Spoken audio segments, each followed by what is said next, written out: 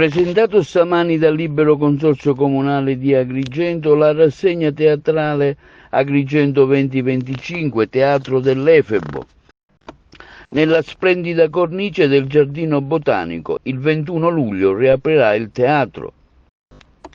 La rassegna consta di due momenti, una quella del teatro classico e del mito, l'altra quella del teatro d'autore e musica. Inizierà il 21 luglio con la manifestazione 7 contro Tebe dell'Associazione Culturale Dide Amenos Festival e terminerà con la rassegna del teatro d'autore e musica l'8 settembre con la manifestazione Treni del Sud dell'Associazione Musicale Spazio Musica. Le interviste. Sì, riapre il Teatro dell'Efebo dopo il grande successo dell'anno scorso per l'inaugurazione, dove abbiamo avuto sempre il pienone. Adesso proponiamo un cartellone ricco di eventi. Siamo sempre nella Cava dei Templi, lì dove gli schiavi hanno lavorato per cavare la pietra per costruire i nostri meravigliosi templi. Abbiamo pensato che questo spazio era esclusivo anche perché insieme alla cava abbiamo ritrovato qui dentro anche l'Efebo, quindi la scultura dell'Efebo è stata ritrovata in uno degli ipogei del Giardino Botanico e questo connubio ci sembra splendido per rilanciare il teatro classico nel nostro territorio.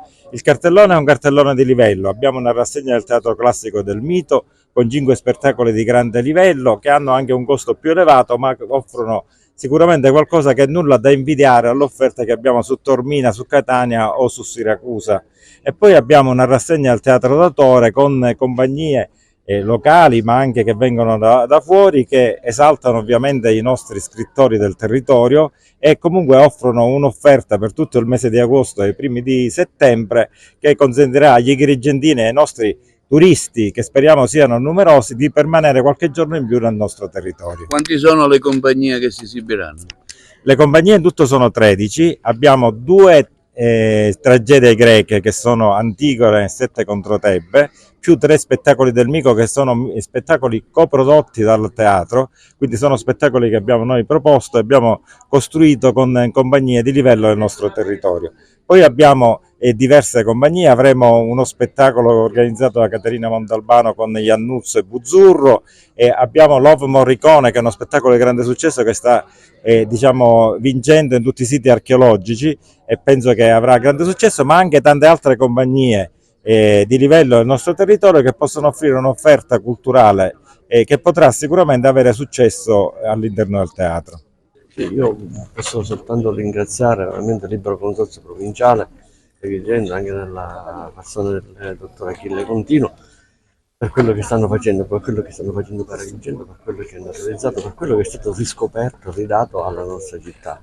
Il teatro dell'Efebo, che era, tra virgolette, stato nascosto per tanti anni, finalmente è stato riaperto al pubblico agrigentino e non.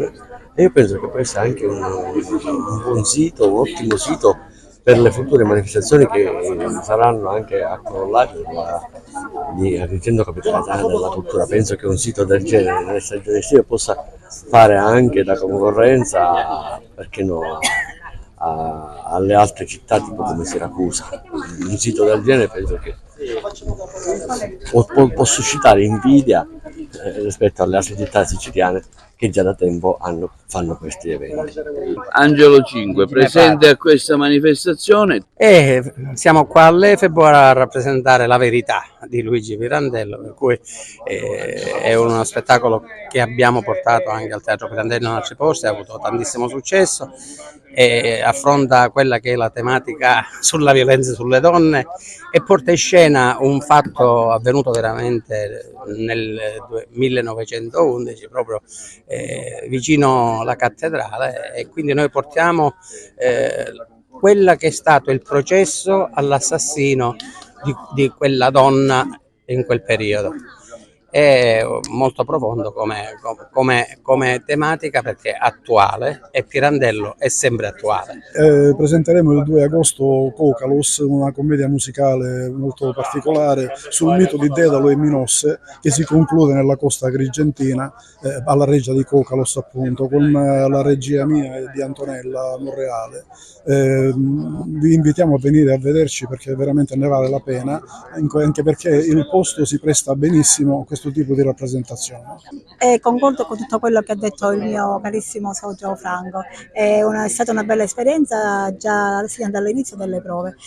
Oggi vedere questo teatro onestamente mi sto già emozionando perché non c'ero mai stata e devo dire che è veramente un posto fantastico. Organizzeremo e metteremo in scena uno spettacolo in onore di San Calogero, che ha avuto un ruolo fondamentale anche nella scelta di Agrigento Capitale della Cultura, e in questo spettacolo cercheremo di dare spazio a tutte le arti e avremo due grandi importanti attori in scena, artisti, che è Gianfranco Iannuzzo e Francesco Buzzurro, perché nessuno meglio degli agrigentini può raccontare San Calogero. Il mio spettacolo si chiama Radici di un mare aperto, è uno spettacolo teatrale, musicale, per riconnettersi con le proprie radici culturali, con quello che la Sicilia rappresenta, perché sono delle musiche inedite che ho scritto e che a livello anche teatrale, quindi come si faceva un tempo negli anni 70 col teatro canzone, è uno spettacolo di contaminazione musicale, teatrale e con musica dal vivo, quindi uno spettacolo unico per questa programmazione del Teatro dell'Efebo.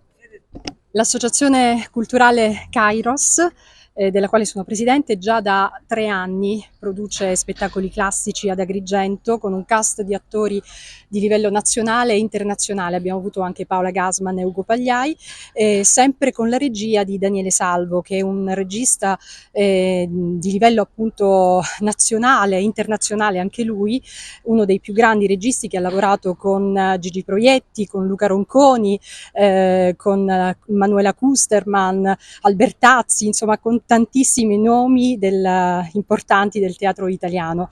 E quest'anno noi portiamo per il Teatro dell'Efebo lo spettacolo dal titolo Il rapimento di Proserpina o l'inganno di Venere. È tratto da una storia, da un mito che è nostro, una leggenda nostra siciliana, perché parla proprio del rapimento della giovanissima Proserpina che verrà rapita da Plutone grazie all'intervento di Giove e anche all'inganno di Venere. Ci sono anch'io nello spettacolo e c'è un cast di attori veramente bravi, bravissimi. Ci sarà lo stesso Daniele Salvo nel ruolo di Plutone, Melania Giglio, Giancarlo Latina, Francesca Maria e Marial Bahima Riva.